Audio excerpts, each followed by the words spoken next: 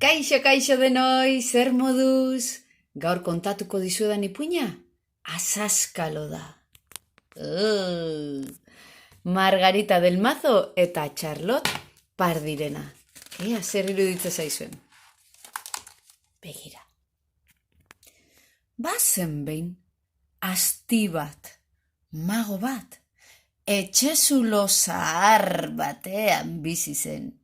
Herriaren ondotik igarotzen zen, errekaren beste ertzean ageri zen, mendiaren beste aldean zegoen, basoaren beste muturrean. Hantxe, bizi zen, Azaskalo.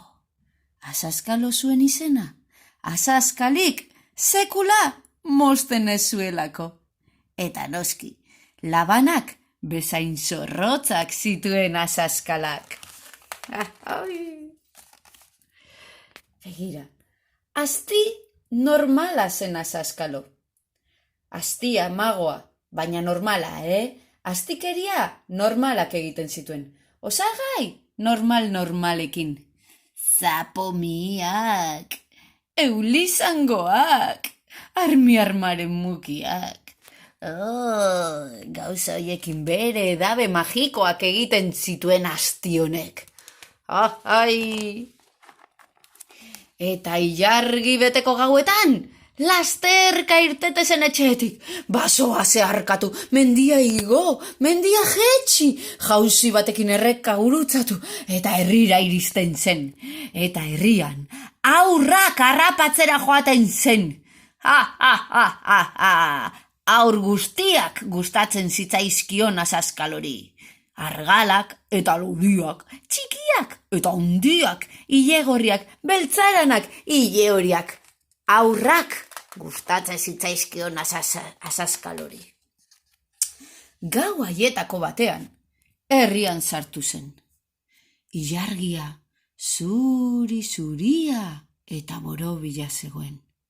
Elurbola bat bezala, eta distira egiten zuen zeruan. Zurine ikusi zuen leiho batean. Zurine oso neska askarra zen, Ontza bezain argia, bai. Eta ilargiari begira ari zen. Lotara sartu aurretik. Eta Azaskalo berari begira. Azaskalok zorroztu egin zituen azaskalak. Eta katua bezala igo zen, leiho ondoan zegoen zuaitzetik gora. Adarren artetik, kristalaren beste aldean. Zurine lotan zegoela ikusi zuenean. Behatz txikiko azaskal luzearekin palanka egin eta pamp, leihoa ireki zuen. Barrura sartu zen Azaskalo. Hantxe zegoen, lotan Zurine. Mantxo, isilik, hurbildu zen Azaskalo ohera. Hantxe zijoan, erdi makurtuta, besoak luzatu zituen. Hortzak estutu eta Zurineren ondora iritsi zenean. Derrepente! Puskerrak alde egin zion Azaskalori. Azekiratxa! Zurine esnatu egin zen. Begiak igurtzi eta barrezka hasi zen. Astimando! Esan zion. Astimando! Ni ez naiz astimando! Azaskalo dut izena! Azaskalak sekula mozten ez dituena! Ezadarri joneri, astimando zara, esan zion Zurinek. Ez, Azaskalo naiz. Gezurra, ikusi zure sudurra. Zer ikusten diozu nere sudurrari? Handia dela, hazen nolako beren jena, astimandorena, esan zion Zurinek. Ez, Azaskalo naizela, ikusi nere azaskalak bestela. Ez esan gezur gehiago, zure hortzak ikusi besterik ez dago. Zer gertatzen zaien nire hortzei, esan zuen Azazkalok orduan. Ba gutxi dituzu eta ustelak denak, astimandorenak.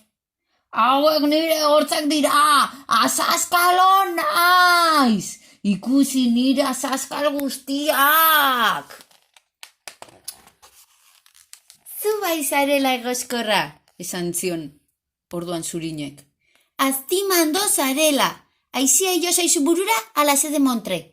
Ikusi zure begiak nolakoak diren, aztimandorenak bezalakoak dira. Nolakoak dira ba nire begiak? Ba gorriak eta irtenak, aztimandorenak. Ziurral zaude, ne ikusten dut Azazkalo naizela, esan zuen orduan Azazkalo. Zurinek parreska jarraitzen zen. Ez jarri ergel arpegieri eta begiratu zure hileari. Segertatzen zaie nire tximei, esan zuen Azazkalok janegarrez. Tximak diozu, 4 hile dituzuta, astimandorenak. Agian astimando izango naiz. Baina berdin dio, zu jatera etorri naiz. Baina erotu egin altzara, esan zion Zurinek. Aztimandok, ezin ditu meak jan. Aurra jaten badituzu, pikortak aterako zaizkizu, horrela granito txikiak dena. Silborrean, tripian, titilan, buruan, leku guztietan, esan zion. Astia usaindu egin zuen Zurini, eta goseak akabatzen zegoenez. Badakizu ezer egin zuen? Mi askatu, txupatu egin zuen Zurineren aurpegia. Eta badakizu ezer gertatu zen? Bagune horretan pikorta bat, granito bat, atera zitzaion mingainaren puntan. Aztimando naiz! Aztimando! Azti ederra eginan agoni, ez naiz oroitzen nere izenaz ere. Eta orduan, korrika bueltatu zen berriz ere.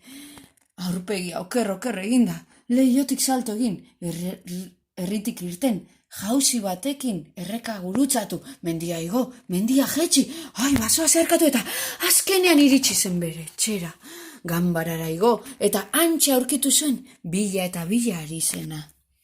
Zalantzak usatu beharra zituen, izpilua atera, eta orduan bere aurpegia ikusi zuen, bere sudurra ikusi zuen, bere enjena bezain handia, bere hortz kraskatu, eta ustelak, bere begi gorri eta irtenak, eta buruko 4 hileak. Hau marka, astimando naiz, Azazkalo nintzela uste nuen. Ba, moztu egin beharko ditut Azazkalak, esan zuen. Eta ala bazan, edo ez bazan, zardadila kalabazan, zeren Zurinek gure neska goxo eta prestuak, txukun utzi baitzizkion eskuak. Eta ala bazan, edo ez bazan, zuek bintzat, ez ahaztu, noizian behin, komeni dela izpiluaren aurrean, jartzea. Ondo pasa.